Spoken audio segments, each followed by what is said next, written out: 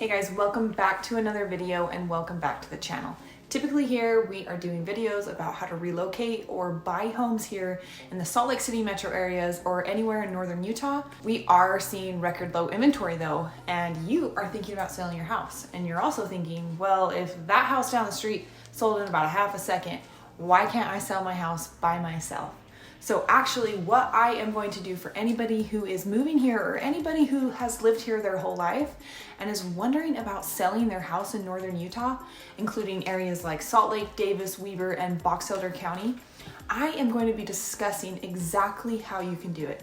Yes, you heard me right. If you want to sell your house by yourself, I'm gonna hit all those objections that the sellers seem to have and how to actually list your house. So I'm gonna go at this a little bit different than most real estate agents who are just gonna tell you all the things that you do wrong.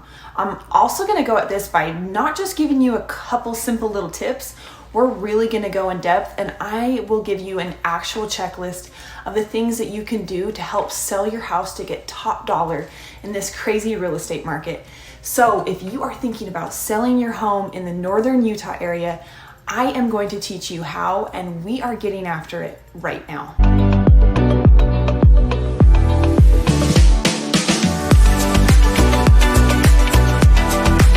Hey, what's up everybody? This is McKenzie Miya with the Miya Real Estate Group right here in Salt Lake City and north of Salt Lake metro areas. If this is your first time to the channel and you want to learn everything about what it's like to work, eat, sleep, live, and play in Utah and how to sell your house, then you are in the perfect place. Make sure that you tap that subscribe button and you click that little bell so you're notified every single time we do a new video. We love to hear from you guys and are honestly getting so many phone calls, texts, emails, and we absolutely love it. So if you are thinking about moving anywhere in Salt Lake City or anywhere in northern Utah, make sure that you give us a call, shoot us a text, send us an email. Days, nights, weekends, it really doesn't matter. We are here to help. So what I've got here is a checklist that I am gonna run you through so you'll have a good understanding of just what the heck is going on in this market where there is less than 1 month of inventory, and also how you can either start to prepare your home to sell with an agent or yes, sell your house by yourself. Okay, so the first item on the list is that you are probably gonna wanna either go out and get a new phone or a new phone line. Now, I know that sounds a bit excessive, but let me explain. So what happens when you go to sell your house is you'll probably just list it on Zillow, KSL Classifieds, Facebook Marketplace, or any of those websites where you can get it online for free. You don't have access to the MLS or a lot of these other syndicated sites, so it does limit the number of people your listing is available to. Now, once it is online and it's known that your house is for sale, you're gonna start getting these phone calls. These phone calls are gonna be various types of people. There will be people genuinely interested in your home and they'll want to come and tour your house, but you'll also get telemarketers and real estate agents.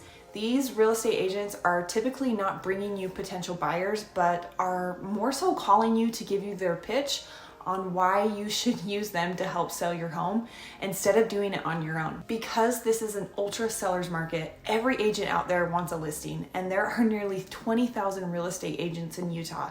So just imagine what your life will be like once you get your home on the market, phone call after phone call, but most of them are not even people who want to buy your home. So this is why I say you may want to go get a new phone line. Unless, of course, you are cool with this kind of drama in your life. Also, let's say your home doesn't sell in the first few months, 12 months, 2 years down the road, and you decide to take it off market. There's actually a list where people can see that you didn't sell, but because they know that you were interested in selling at one time, agents still will call you to see if you want to try and sell it again, but using them this time. You've got to be able to answer all these phone calls because you never know which one may be the person who will eventually buy your house. So if you're gonna be busy working a lot, 9 to 5, where you can't answer phone calls at this time, it's probably gonna throw you off. And I haven't even mentioned how you will schedule all these people to come to your house and tour, including how to access your home. I will discuss this later in the video though. This may be one benefit of listing a home with an agent, is where we will be able to filter out these phone calls, set up appointments, answer questions about the property, and handle all of the communication so you, the homeowner, does not have that added stress to deal with. The second thing that you're gonna wanna do is figure out how to price the home. Now, the biggest factor to selling your home comes down to the price. Something I hear often is, let's say for example, my neighbor just sold their home for $450,000, but I just painted my cabinets, I remodeled my kitchen. Overall, my home is way better than theirs, so I think I can actually sell my home for $550,000. Well, no, it really doesn't work that way. If you're going to sell your home on your own, what you'll probably want to do is hire an appraiser to come out and give you an actual assessed value of your home. Because if you don't price it correctly, it could just sit on the market. I don't care how much of a seller's market it is. There will always be two factors at play when it is a seller's market, and that is condition of the home and the price. Some will say, well, I'll just price it low enough to get a lot of traction on the home and then let that drive up the price. You can 100% get yourself into trouble playing that game. You could easily lose $15,000, $20,000, $30,000 doing it this way. That is a huge gap, and it could mean an extra $20,000 in your back pocket if you do it the right way. If you price that home right at market value, you will set yourself up for success when it comes to making top dollar amongst other things, but really don't look past this one. It really sets the tone. Now, if you price it too high, you can run the risk of having it sit on the market too long. And when it sits on the market longer than, let's say, a week in this market, buyers start to wonder what is wrong with your home, and then they might lowball you with an offer. Like I said, consider having an appraiser come out if you choose to not go through a realtor. Appraisals cost somewhere around $500, which is definitely a costly decision, but if you choose to do it on your own, the knowledge of knowing what your home is actually worth is the most important piece of the puzzle. All right, the third thing that you're gonna wanna do is go through the house. Figure out what needs to be touched up with paint, what nail holes need to be fixed, do some deep cleaning, and get the home ready for pictures. Now, there is absolutely no way that I can cover all the aspects of staging a home in just a short video like this. But the point that I really want to get across is just to clear all the clutter, clear all the crap out of your house. You just want to get everything, really plain Jane, really clean, and really minimal. This means clearing everything off the kitchen counter, everything off the bathroom counters, and organizing all of the area. The less stuff and clutter in your home, the more space your home will appear to have, and it will look a lot more open and inviting. When people see your home, they want to imagine the home as their own. And this is going to be really hard for them to do if all of your personal stuff is just staring at them in the face. Also, you want to get as much natural light in those rooms and place lights in really dark sections of your house. It'll help brighten up the space and make it seem a lot bigger. An experienced realtor would be able to go through all of these items with you, but since you do not plan on using one, you could also look into getting a staging consultant in the house to give you a quote on getting these things taken care of. It's really hard to get past this when you are assessing your own home. You might think the house is absolutely perfect for showings, but that is the emotional tie that you have to the home, whereas a third party will be able to come in and separate the two. Now, I cannot stress this heavily enough to you, but you cannot, under any circumstance, use your cell phone to take your own photos. I realize the whole point, we're trying to sell your house by yourself so you can save money, but the photography is not the place to do that. You have to admit how awkward it is when you are looking through pictures of someone's home and then you see the person taking the picture from the reflection in the mirror, or the pictures are super pixelated, they're grainy, and nothing is crystal clear. They also can be super dark when you take pictures on your own because they aren't utilizing the light to help brighten up the room and maximize the space. You actually want a real estate photographer to come out and take your pictures.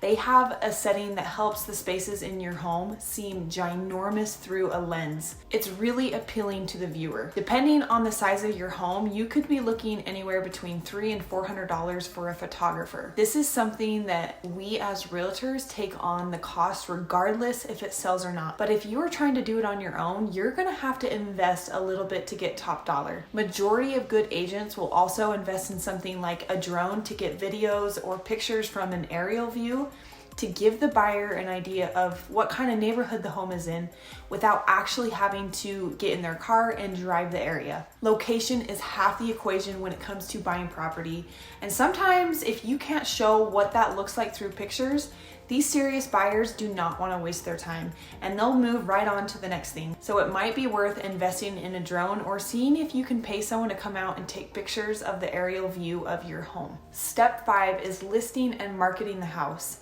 You're gonna want as many eyes on the property as possible, and this is gonna come from what you do to achieve that. Marketing online is gonna give you your greatest chance of getting as many viewers as you can. So put your home on sites like Facebook, KSL Classifieds, Zillow, Craigslist, really anything that you can think of. Unfortunately, you don't have access to the MLS where this would reach a much broader audience, including those 20,000 agents in Utah who have multiple potential buyers each. So you'll have to do the best that you can with what you have available to you. The more eyes you can get on the house, the better chance you have of selling the house. One thing to understand is that most buyers use an agent. All commissions for both the listing agent and the buyer's agent are built into the price of the home when it's sold, making it the seller's responsibility to pay for this. If you aren't willing to compensate a buyer's agent for bringing a buyer to your home, just understand that this will probably largely dwindle the amount of buyers to your home. Realtors are highly unlikely to bring a buyer to your home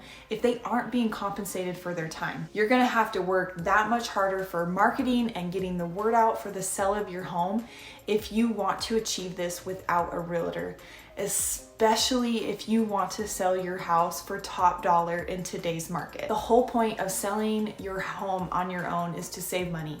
So do not sell yourself short by dropping the price of your home drastically just to get it moving. Step 6 is scheduling showings. You're gonna wanna go out and get a lockbox. One thing to understand is being cautious with this. If a buyer calls you up and they want to come see your house and you give them your code, well, you don't really know who's calling you, and if for some reason something goes missing, then you have no way to track that. We as realtors actually use a digital lockbox so we know who's going in and out of the house. It's only for licensed real estate agent professionals, and it allows us to track that information. So if something does happen during that time frame, we know exactly who was in the house and we have all of their contact information. It also allows us to follow up with the other agent and the buyer to ask, what they liked or disliked, their overall experience, and, other vital information that we can use to improve marketing strategies and to improve the home for the next potential buyer. If you sell your home on your own, it may be beneficial to take a few days off of work so you can be ready for these changes, and also to be local in case you are needed nearby. It's a balance of making sure you have security on your property, but also you give buyers enough time and space to check out the property and to not feel pressured or rushed. Let's move on to step 7, dealing with offers. Now, let's say you have a buyer that is interested and they make an offer on your home. We have what's called a real estate purchase contract here in Utah that we use to make an official offer in place. This is a 6-page document with 24 sections in it. It is so important to make yourself familiar with this document beforehand so you know how to interpret it. Make yourself familiar with, what is earnest money and what's considered an appropriate amount. Looking over anticipated deadlines, understanding the due diligence phase, finance and appraisal phase, and what's the intended purchase price the buyer places. Is the buyer pre-approved for the loan that they intend to get? What credibility does this lender have in the market? And knowing when it's appropriate to counteroffer the buyer so it's on terms with your timeline and what you have in mind for the transaction. Or let's say you get multiple offers on your home and they have different addendums attached to the contract, and understanding what these mean and what legal jargon is there. If you're dealing with a realtor on the other side of the transaction, just be careful to not get outsmarted in the deal. They can use open-ended phrases in the contract to benefit themselves. This is where having a realtor can be really helpful and help you feel more comfortable about the whole thing. But if it's more important to you to save that extra amount, then this is just a sacrifice that you would have to be willing to make to have a better understanding of what you are doing. You just have to remember, the highest offer is not always the best offer. Step 8 is the title company. Now, the title company is the one that actually facilitates and finalizes the transaction of the deal and moving all the funds from the different parties involved. They also make sure that everything gets recorded properly, everything gets filled out properly. They make sure the deed to the property gets signed, and they also make sure that all of the county documents are signed and filled out and sent to the county recorder's office to be stored and recorded. You're going to want to call a title company and get title work started on your home before listing it, so they have enough time to get proper documentation over to the buyers on your home.